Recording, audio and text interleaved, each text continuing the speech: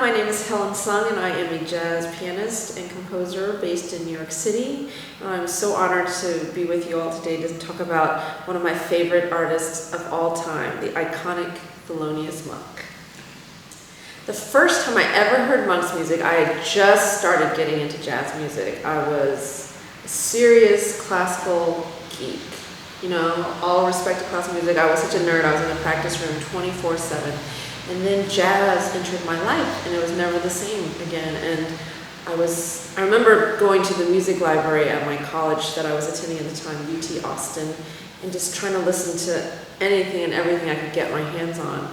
And one of them, of course, was Thelonious Monk. And I have to admit, the first time I heard him play, I was a little bit, what's the word? Unsure, because I didn't know what he was doing. Because, you know, as a classical pianist, I was taught to never bang on the piano, to play with a beautiful sound and legato articulation. And here was this guy just breaking all the rules. But his music, I remember, was so vital. There was so much life into it. It was so unique.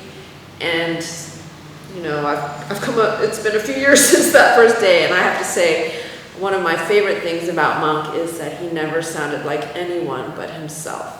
And it's ironic because you think the easiest thing should be to be yourself. But I've discovered it's not that simple. It actually takes a lot of courage. So I think you'll agree with me upon further examination of his music. He is a true original. I remember hearing Wynton Marsalis, Jazz at Lincoln Center's artistic director, saying that Monk was the master of writing the miniature forms, gems he called them, and I agree. His forms rarely are longer than 32 bars, but each one is so unique, so distinct.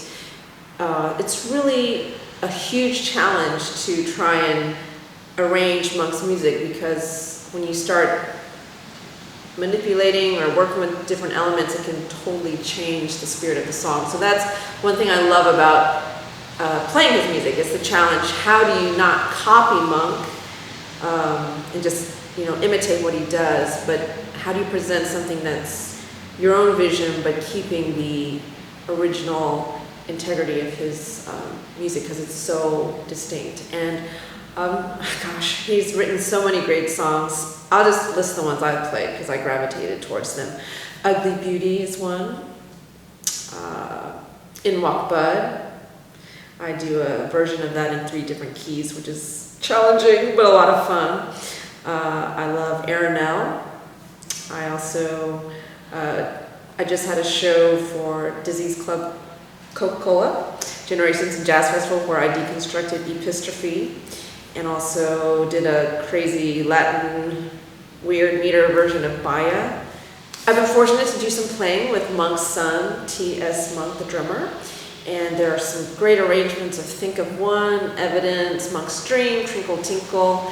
So I also attended the Thelonious Monk Institute of Jazz Performance at New England Conservatory, so I had to learn a lot of his music. But boy, I'm so glad I did, because it was such a great lesson and education in being true to oneself and really searching for the sound that you really hear versus regurgitating something else. And so in many ways, Monk has been a teacher to me, an inspiration, a model. And for those of you who love his music, I think you will agree that he is one of the special artists of history. So Monk and horn players was a really special connection. Of course, Charlie Rouse, just from his classic quartet. My personal favorite is Coltrane and Monk, because I feel like Coltrane really, his time spent with Monk was a very important piece of his transformation into himself. You know, his iconic classic Coltrane. And it was very interesting, because from the time I've spent with T.S. Monk, Thelonious Monk's son, he told me a lot about that partnership and how Monk really pushed Coltrane to be himself. And I was actually there when Larry Applebaum, who works in the Smithsonian Archives, we had just played a set, the T.S. Monk Band, at the Club KC down at Kennedy Center, and he came up to Monk, to T.S. after the show and said, "Guess what? I found this recording that I don't think anybody has ever heard in the archives." And it was so exciting because that became the release, Thelonious Monk and John Coltrane live at Carnegie Hall. And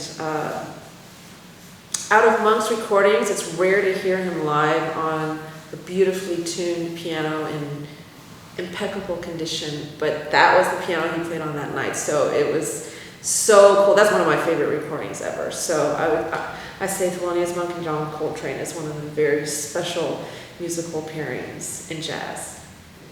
So Monk and his rhythm sections, wow. You know, I love how unique his approach is and how a lot of times he uses his melodic material to comp with behind the horn player. And it makes sense because his melodies are so rhythmic, so strong in that sense. And one of my favorite studio recordings of his is the classic Underground, which features bassist Larry Gales and drummer Ben Riley, one of his classic trios. And I remember studying Raise 4 and just, I felt like he was, I don't know, you know, boxing and jazz seemed to have a partnership, you know, Miles Davis boxed and Clark Terry boxed, but I've just that feeling, just a dance, very unique kind of dance that he did. It's different, you know, he's from the bebop era, but it's not the same as Bud Powell or, you know, those bands with Bird. It's very Monk, very, let's say, clever, rhythmic, of course, tongue-in-cheek sometimes, very angular, impish, playful, super smart. And I also loved the way Art Blakey played with Monk. I have a box set, London recordings, and Blakey is on a lot of those. And I think his very strong, forthright playing just really is a great foil to Monk's jabs, and his very unique, his runs are they're like carved into the sound. His sound's like carved. So, yeah. What can you say? Thelonious Monk, there was only one.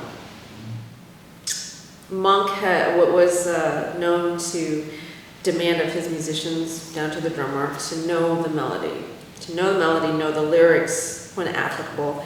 And I think that really contributes to the very special feeling of his playing, even though he, you know, I don't think many of his songs had lyrics, but when he played, it was like he was speaking to you, dialoguing.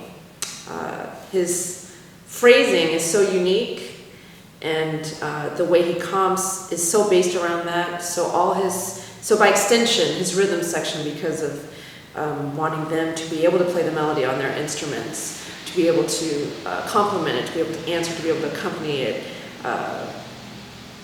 just I think really made for his very unique brand of playing.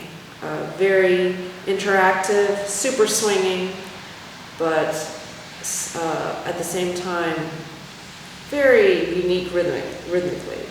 I don't think there was anything like it. One thing I love about Monk, I read somewhere he had written some advice for musicians.